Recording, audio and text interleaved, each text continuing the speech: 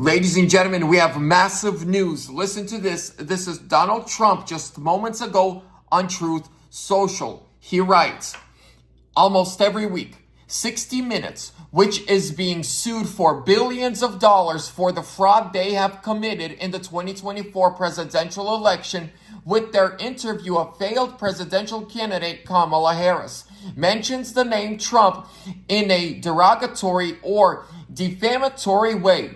But this weekend's broadcast tops them all. They did not just one, but two major stories on Trump.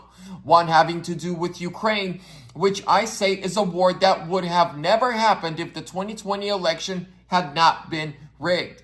In other words, if I were president, and the other story was having to do with Greenland, casting our country as led by me falsely, inaccurately, and fraudulently.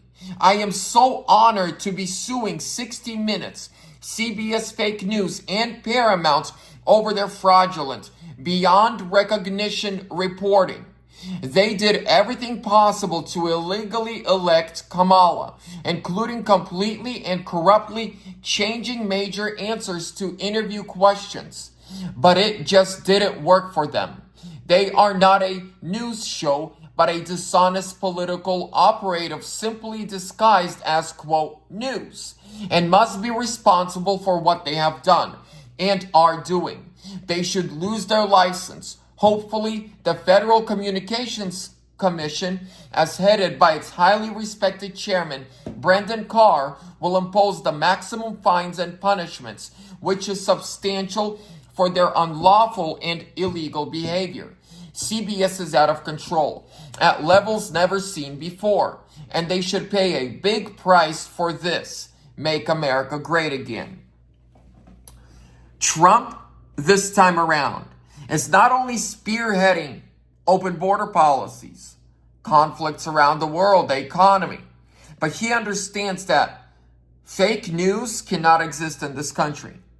Because of fake news, last week, a Wisconsin 17-year-old kid killed his parents and was driving to Washington, D.C., according to reports, was going to kill Trump. Why? Because he was brainwashed by the fake news.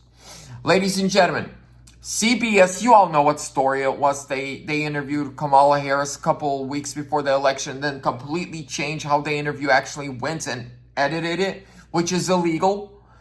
And now Trump is suing them for billions. And when Trump wins, CBS, bye-bye.